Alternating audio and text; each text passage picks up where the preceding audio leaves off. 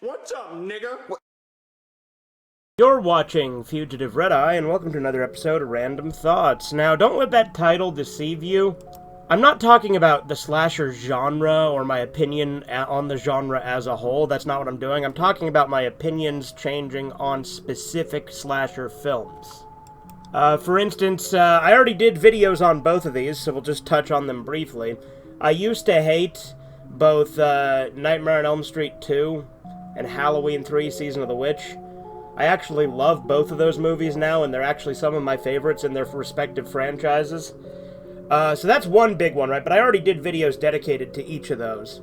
But I just want to talk about, whenever I've rewatched a slasher franchise, there's always been little differences in how I feel about the movies as a whole. For instance, with Friday the 13th, when I first watched Friday the 13th, Part 8, Jason Takes Manhattan, did not like it. I actually hated it the first time I saw it. However, over the years and multiple rewatches, Jason Takes Manhattan has kind of become one of my favorites of the series as well. Another example with Friday the 13th, for instance, I used to absolutely despise Jason Goes to Hell, the final Friday.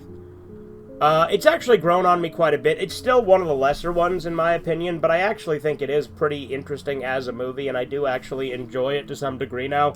I think Creighton Duke is an interesting antagonist for Jason, or not antagonist, but rival, you know what I mean. I think some of the plot can be kind of stupid, but, the Evil Dead crossover was kind of fun, and it was a unique take, which, with slasher movies is always taking a risk if you're taking it in a unique direction. As I said, still, in my opinion, one of the lesser Friday the 13th, but I actually enjoy it quite a bit now. I can't say the same for Jason X, because it's funny, for many years I championed Jason X as like a so bad it's good movie, and I would talk about how fun it was, and how it was really cool, and very funny, but realistically, there's like maybe 5 scenes in that movie that are actually funny, and the rest of the movie is boring as fuck. And even some of the fun moments get undermined. For instance, there's that black guy that Jason stabs, right? And he's like, it'll take more than that to kill this old war dog. And then he stabs him again, and he's like, yeah, that ought to do it. That scene's really funny. Probably my favorite scene in the movie. But the fact that he survives that kind of undermines that. Because, yeah, that ought to do it. That's funny. That's a funny death. But the fact that it's not an actual death actually kind of undermines that joke. Or, there's the funny joke where the robot chick goes up and confronts Jason only to get cut in half. But then she actually gets back together and defeats Jason. If he'd have just beat her like that, that would have been so much funnier.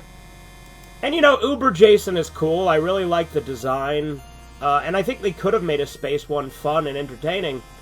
But rewatching it, just a couple years ago, showing it to my friend, because I'm like, yeah, it's such a funny, so bad it's good movie. I'm like, there's really only a few parts of this that are actually funny. There's like, guys, it's okay, he just wanted his machete back. Or there's the other scenes that I've mentioned. And there's that iconic callback to the Part 7 sleeping bag kill, only this time instead of a tree, he's bashing the 2 ladies in sleeping bags together. That's pretty funny. Then we get into the Child's Play movies.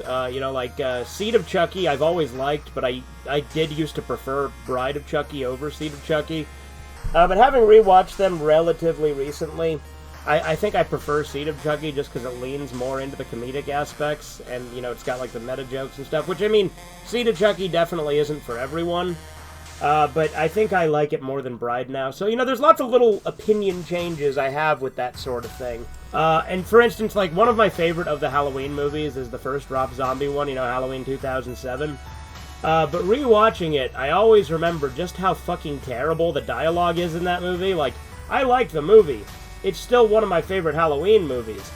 But the dialogue is just absolutely abysmal. I can't stand it. And you could argue, well, that's just because that's how fucking teenage girls talk. Because they talk in, fucking subhuman fucking retard speak. But, nevertheless, it doesn't make it any easier to listen to. With Nightmare on Elm Street as well, Part 4 used to be my favorite. I still like Part 4 quite a bit. But I think I prefer Part 2 over Part 4. And I might even prefer New Nightmare over Part 4, I'm not sure. I go back and forth, it just depends on the watch-through. Part 3 is a fan favorite, but I honestly, and I used to really like Part 3 as well. I still like Part 3, but I actually think Part 3 is kind of the most overrated. Like, people are like, oh, it's got Nancy back, and it's got, like, the Dream Warriors. It's like, yeah, but the Dream Warriors stuff is all kind of, like, in, like, a couple of scenes. And, like, I always mix in parts from other ones. Like, I think it's, like, from either part 5 or 6 with the comic book kill. I always misremember that as being from Dream Warriors, and, like, that was my favorite one in Dream Warriors if it was from it. But no, it's from, like I said, it's from... I think it's from part 6. It might be part 5. I can't remember for certain. But the point is, it's not from part 3. So, like, that's a misremember... because, you know, it's very stylistic. And speaking of, I do tend to give Part 6 a little bit more credit than most people do, but I don't like it as much as I used to when I first watched it. It definitely is one of the lesser Nightmare on Elm Street movies. Like, I love the Nintendo kill and a few things like that, but it does kind of drag it quite a few times. I still really like Part 6, Freddy's Dead, The Final Nightmare, and I do think it doesn't deserve the hate it gets. But, you know, rewatching it as I've gotten older, my tastes just have changed. So a lot of my opinions on a lot of these movies has also changed.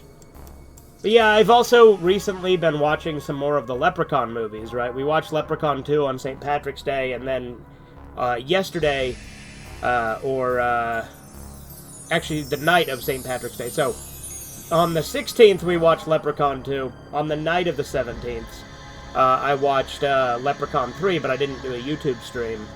I've never seen Leprechaun 6. I have seen 5, but I was in, like, middle school, and I remember very little about it. I like those movies, but I think it's really interesting how a lot of those movies don't actually give a shit about continuity or lore, and, like, they just have, like, an entirely different lore or origin for the Leprechaun. Like, it's basically like each movie is a different continuity and a different slasher movie, but, like, with the same villain. I do like the Leprechaun movies, to a point, obviously. Like, 4, I don't remember much about it, because the stream where I watched 4, I got fucking drunk as hell. But I did not care for it, to my recollection, what little I remember, but I want to watch it again, just because it's ridiculous. But I'm curious, in this day and age, if I'd prefer Leprechaun 4 in space or Jason X, because, you know, very similar premises between the two. But yeah, I really just wanted to do a random thoughts, just kind of talking about, you know, whenever I rewatch a slasher franchise, my rankings of the movies tends to switch up quite a bit, which I think is interesting. So I just kind of wanted to go on about that.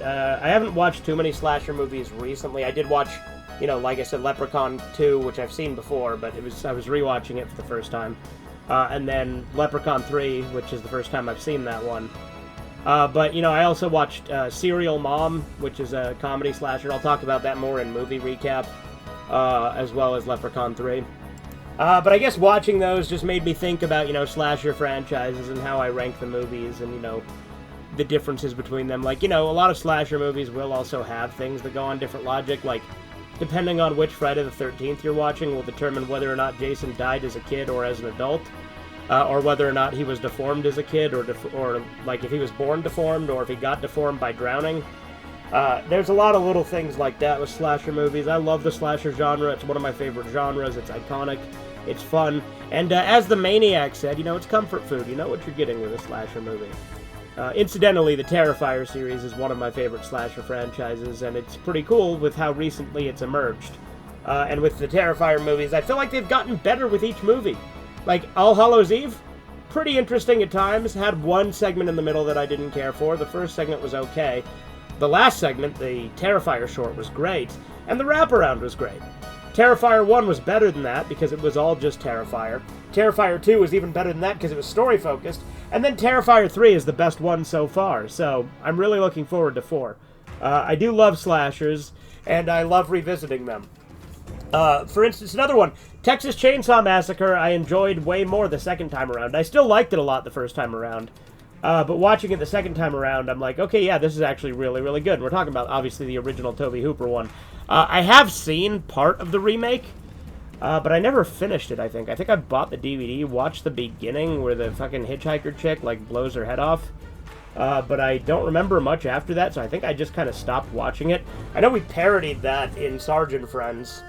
But anyway, I'm just kind of rambling here, not a whole lot of focus, just wanted to talk about slasher movies. I mean, I guess it was pretty hyper-focused for the beginning of it.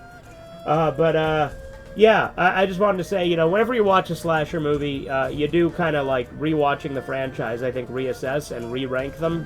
So I always think that's interesting.